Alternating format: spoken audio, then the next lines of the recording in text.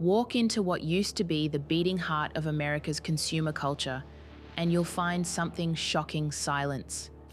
The shopping malls that once defined the American dream are now filled with empty storefronts, dark hallways, and echoes of a past when families spent weekends shopping, eating, and living the mall experience.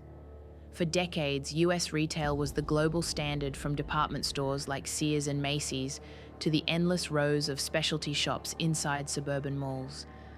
These weren't just places to buy things, they were symbols of prosperity status and the American way of life. But today, that image has collapsed. Global shoppers who once looked to America for the next big trend have moved on.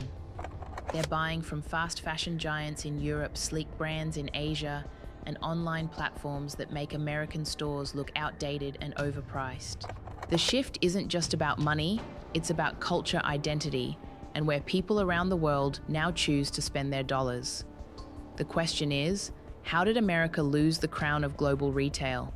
And can it ever get it back? In this video, we uncover the story behind the empty stores, the cultural collapse of mall life, and the brutal truth of why global shoppers no longer see America as the center of the shopping world.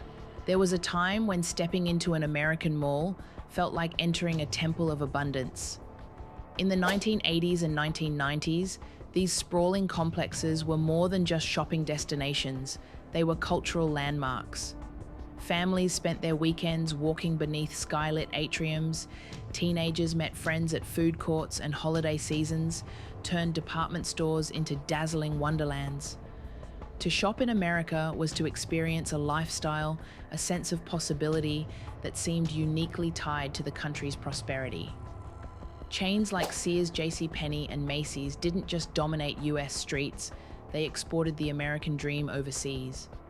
Tourists from Europe and Asia flocked to the United States, not only for landmarks like the Statue of Liberty or Disneyland, but to bring home bags filled with Levi's jeans, Nike sneakers, and gadgets from Radio Shack or Best Buy.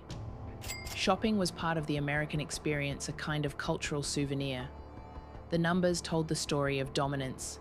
By the early 2000s, America had built over 1,500 enclosed malls, the highest concentration of retail space per capita in the world.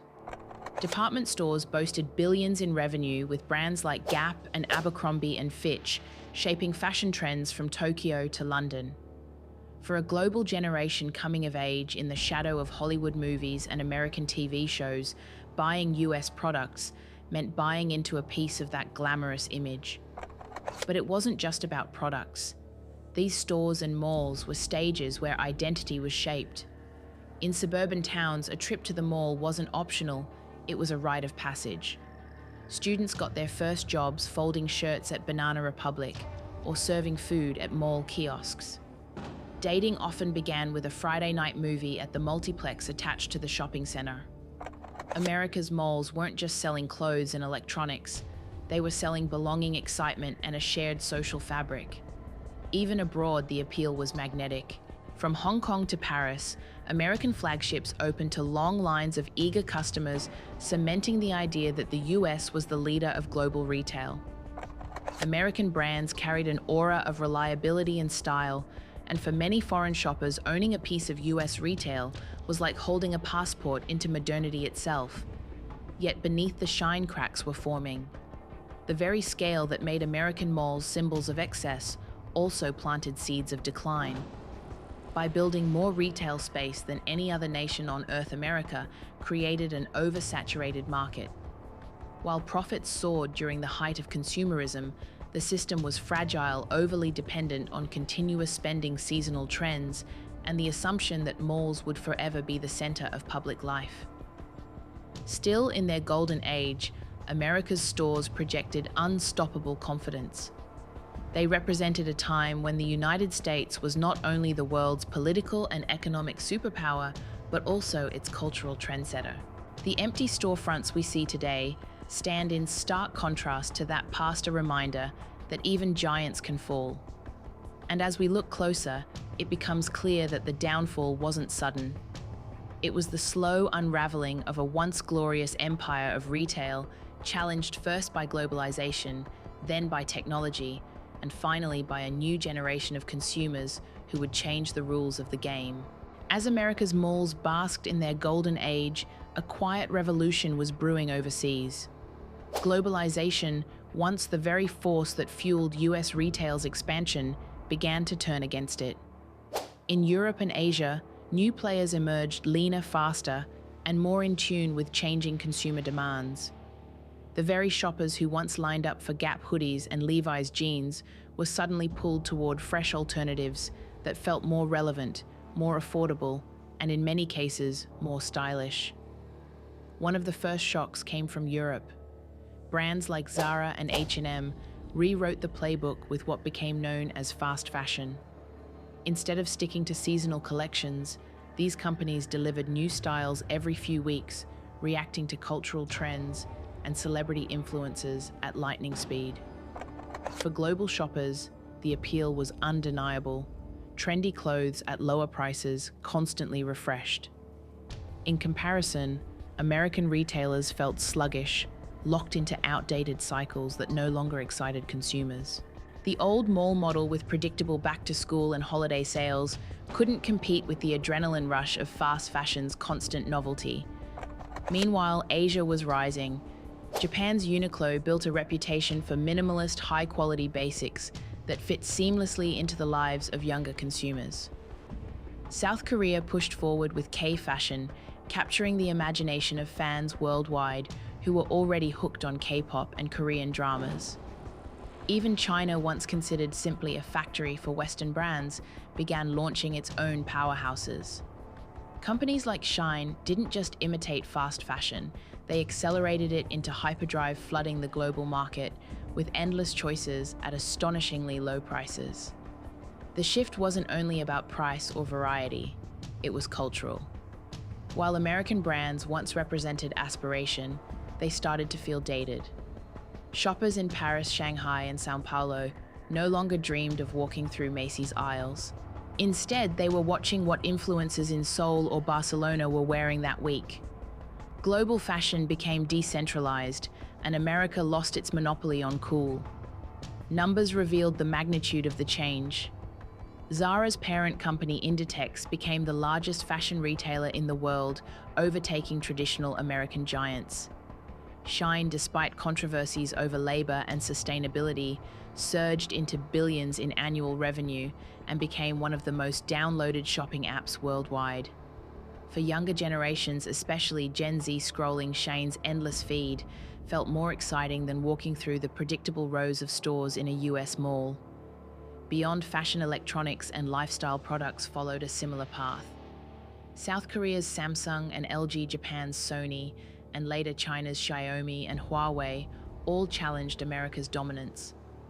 Once Radio Shack and Best Buy symbolized cutting-edge technology, today those names evoke nostalgia rather than innovation.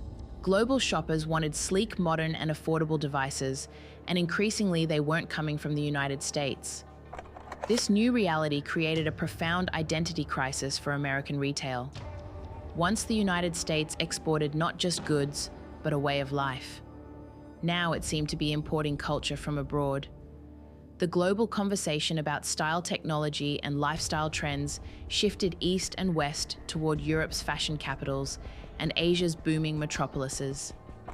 America's retail model, built on the promise of permanence and tradition, was losing ground to competitors that thrived on speed, adaptability, and a pulse on the global youth market. But perhaps the most devastating blow was perception.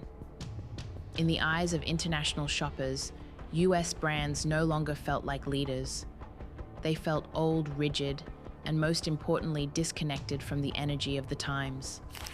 The cultural gravity that once pulled the world into American malls was now pulling in the opposite direction. Shoppers who once filled suitcases with US goods when traveling abroad were filling them with European and Asian brands instead. Globalization was never just about moving goods across borders. It was about moving culture, ideas, and influence. And in this arena, America's once unshakable retail empire was being outmaneuvered. The very forces of global competition it had unleashed were now eroding its foundation, One stylish European coat, one Korean skincare product, one cheap Chinese outfit at a time. The US retail industry still had size, still had recognition, but it no longer had the spotlight. And as the rest of the world kept innovating, America's stores were left struggling to keep up a dangerous position for an empire built on being first, boldest, and best. If globalization dealt the first heavy blow to America's retail empire, the internet delivered the knockout punch. The rise of e-commerce didn't just reshape shopping habits, it fundamentally rewired consumer expectations.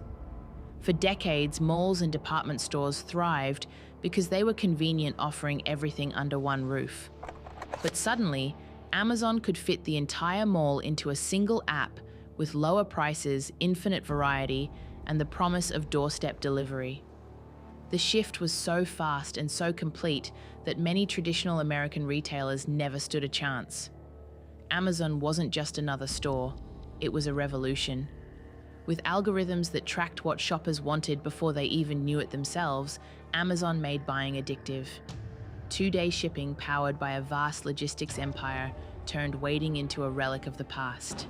Why drive to Sears or Best Buy fight for parking and hope the product was in stock when Amazon delivered it cheaper and faster? What once felt like luxury convenience became the baseline. Every store that couldn't meet that standard started to look obsolete. E-commerce didn't only change America, it reshaped global retail. International shoppers who once traveled abroad to experience the thrill of American malls could now access the world's brands on their phones.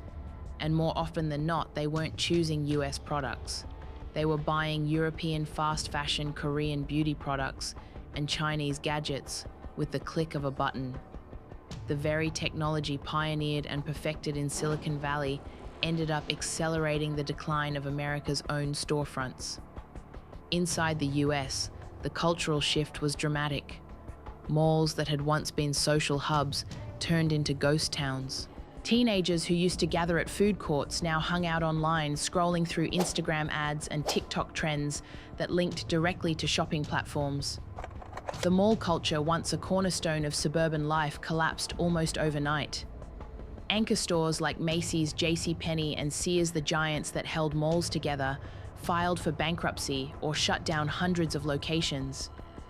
Each closure left more empty shells in communities that had once revolved around shopping centers.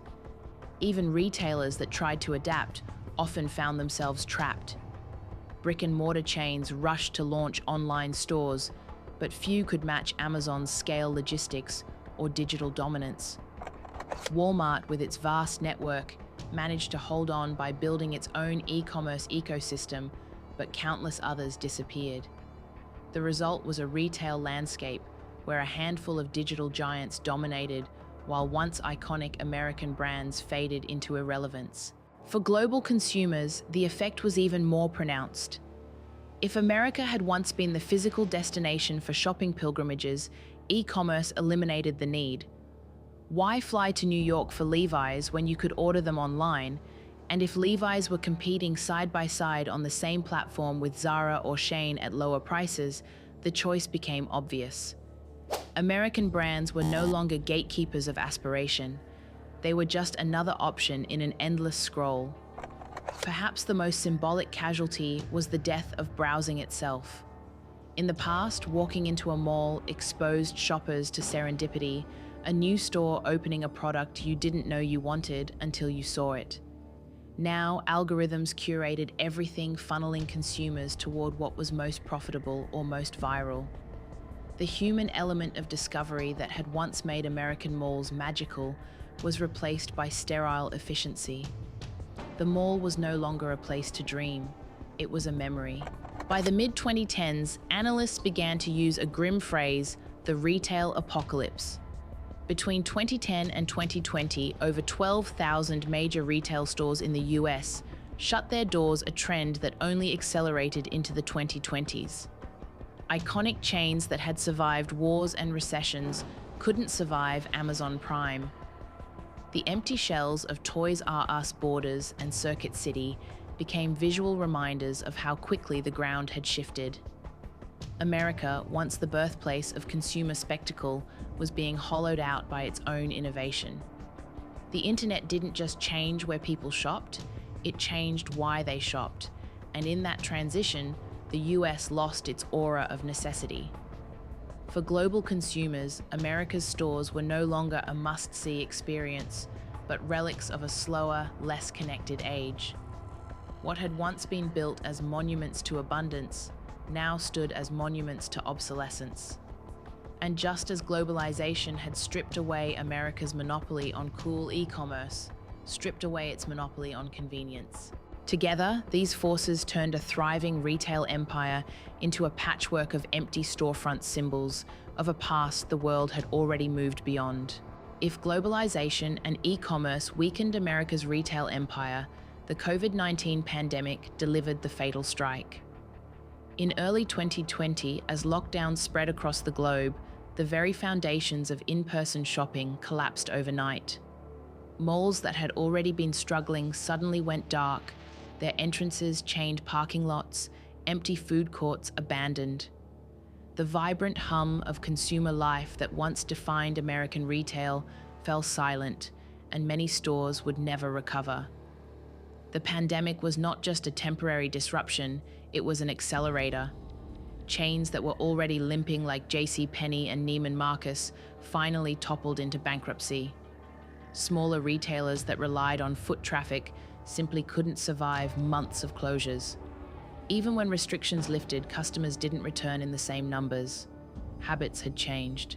Millions of Americans who had resisted online shopping were forced into it by necessity, and once they discovered the convenience of ordering groceries, clothes, and electronics from their couches, few had a reason to go back.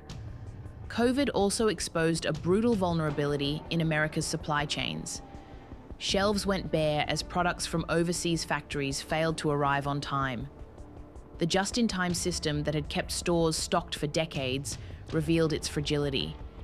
Consumers who walked into Target or Walmart during the height of the pandemic often faced empty aisles, creating a jarring image the world's richest nation unable to keep its stores filled. Meanwhile, global shoppers learned to look elsewhere, turning to local brands or online alternatives that seemed more reliable than waiting for American imports. Tourism, once a lifeline for American retail, vanished. Cities like New York, Las Vegas, and Los Angeles, where foreign visitors filled luxury boutiques, suddenly stood empty. For decades, international tourists had contributed billions annually to US stores, seeing them as temples of prestige. But during COVID, with borders closed and economies under stress, those same tourists redirected their spending toward domestic or regional options. European luxury houses, Asian fast fashion, and online platforms benefited from this shift, while American retail missed out on a crucial stream of revenue. The psychological effect was just as devastating. Shopping malls had once been social spaces tied to identity and community, but the pandemic taught people to live without them. Birthdays, holidays, even back-to-school shopping were conducted online. The ritual of going to the mall became obsolete, replaced by Amazon carts and curbside pickups. A generation of children grew up without the same emotional attachment to malls that their parents had, severing the cultural bond that had sustained retail for decades. Globally, COVID marked a turning point. Consumers everywhere reevaluated what mattered, and Made in USA was no longer the symbol of aspiration it once was. In South Korea, shoppers leaned into local fashion and K-beauty. In Europe, buyers doubled down on Zara and H&M. And in China, the rise of domestic brands gained unstoppable momentum. The pandemic didn't just make American retail weaker, it made its competitors stronger. Statistics paint the picture clearly. In 2020 alone, more than 12,000 US retail locations closed, and even after the economy reopened, the trend continued. By 2022, some of the biggest mall operators reported vacancy rates nearing 50%. Once glittering landmarks of consumerism, like the Mall of America, had to reinvent themselves with attractions and entertainment just to keep doors open. Many smaller malls simply died, their carcasses left behind as eerie reminders of a lost era. For American brands trying to cling to international relevance, COVID was a humiliation. While Europe and Asia bounced back by leaning on strong domestic industries, US retailers struggled to regain global shoppers who had moved on. When borders reopened, tourists didn't flood back into American malls with the same enthusiasm. Many had discovered alternatives that felt more exciting, more modern, and often more affordable. The pandemic wasn't the sole cause of America's retail decline, but it was the great magnifier. It revealed every weakness: oversaturation dependence on in-person traffic, fragile supply chains, outdated branding, and turned them into existential threats. What globalization and the internet began, COVID seemed to finish. By the time the world emerged from lockdowns, America's retail landscape was permanently altered. The empty storefronts weren't temporary casualties, they were the new normal. And as global consumers reshaped their habits in a post-pandemic world, it became clear that US stores were no longer at the center of the shopping universe. The crown had passed, and America's retail empire was left asking itself whether recovery was even possible. As the dust of the pandemic began to settle, one reality became unavoidable: global shoppers had already moved on, and they weren't coming back. The stores that once symbolized American dominance were no longer aspirational in the eyes of consumers abroad. Instead, their loyalty had shifted to local markets, to new global players, and to digital-first brands that embodied speed and innovation. In Asia, the transformation was unmistakable. Chinese platforms like Shein and Temu flooded the global marketplace with clothes and household items at prices American retailers couldn't touch. For Gen Z shoppers scrolling TikTok, the endless stream of cheap but trendy products felt irresistible. In South Korea, K-beauty brands like Innisfree and Laneige became must-haves from Paris to São Paulo, eclipsing American cosmetics that once defined glamour. Japan's Uniqlo remained a powerhouse, offering minimalist basics that resonated with younger generations craving simplicity and function. For millions, these brands didn't just fill closets, they defined cultural identity. Europe, too, solidified its foothold. Zara and H&M mastered fast fashion at a scale that overwhelmed US rivals. Their ability to refresh collections weekly, sometimes even daily, made mall-based American brands look slow and out of touch. Luxury houses like Louis Vuitton, Gucci, and Chanel reinforced Europe's dominance at the high end of the spectrum, capturing the global elite's spending power. Meanwhile, American brands like Gap, Abercrombie, and Fitch, and even once iconic Calvin Klein, faded into the background, their influence diluted by fresher and more global voices. But the most profound shift was psychological. For decades, American brands represented aspiration. Owning a pair of Levi's jeans or a Coach handbag meant joining a global club tied to Hollywood music and the promise of the American dream. Now that dream has lost its shine. Younger generations don't see Made in USA as special. In fact, many see it as outdated, overpriced, or irrelevant to their digital-first lifestyles. Their cultural icons are no longer American celebrities alone, but K-pop stars, European influencers, and social media personalities whose wardrobes showcase everything but US mall staples. Even in the United States, the erosion was clear. Teenagers in American suburbs who once swarmed malls on weekends are just as likely to wear Zara or order Shein hauls online as they are to shop at an American chain. The cycle has turned inward. US consumers themselves are abandoning domestic brands in favor of the very foreign competitors that replace them on the world stage. If Americans no longer prefer their own retail giants, why would global shoppers return? The data underscores this cultural abandonment. In 2023, Shein surpassed Amazon as the most downloaded shopping app worldwide. Zara's parent company Inditex reported record revenues, while many US mall chains closed locations at record pace. The balance of power had shifted not gradually, but decisively. America was no longer dictating what the world wore, bought, or desired. This transition also carries consequences far beyond fashion. Consumer dollars reflect cultural dominance, and the decline of US retail mirrors a broader shift in global influence. Where American malls once projected confidence and abundance, their emptiness now symbolizes fragility. The empty stores scattered across the country aren't just failed businesses, they're warnings that America's cultural gravity is weakening. For global shoppers, the question isn't whether to return to US brands. It's why they would need to when the world is offering more exciting, accessible, and innovative alternatives. From Asian e-commerce platforms delivering at lightning speed to European brands setting the tone of style, the retail battlefield has moved elsewhere. America is no longer the center. It's a competitor in a crowded, unforgiving arena. And perhaps most striking, this shift feels permanent. Generations raised on TikTok trends and global fashion hauls won't suddenly rediscover nostalgia for Macy's or Sears.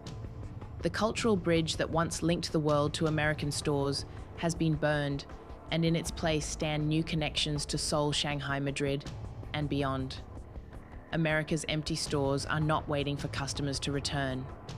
They are relics of a world that no longer exists, monuments to a retail empire that the global consumer has already left behind. The image of empty storefronts across America is more than a business story, it's a cultural reckoning. Once US malls and department stores stood as monuments to prosperity, exporting not just products, but a vision of modern life that captivated the world. Today, those same halls sit silent reminders of how quickly empires can fade when they fail to adapt.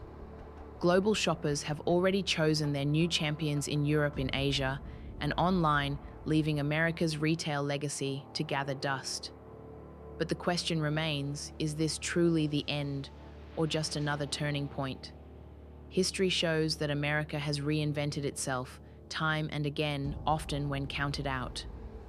The same innovation that created Amazon and Apple could in theory spark a new retail renaissance. Yet the climb back will not be easy. Winning over a generation that no longer dreams of Made in USA requires more than nostalgia. It requires vision, relevance, and the humility to accept that the world has changed. For now, the reality is unavoidable. America's empty stores tell the story of a nation that once led the world in consumer culture, only to watch that crown slip away. The malls, the brands, the shopping trips, they are memories, not movements. And unless something radical shifts, the global consumer has already spoken. The center of gravity has moved on. So what do you think? Can American retail ever reclaim its throne? Or are the empty stores the final chapter of its story? Let us know in the comments below.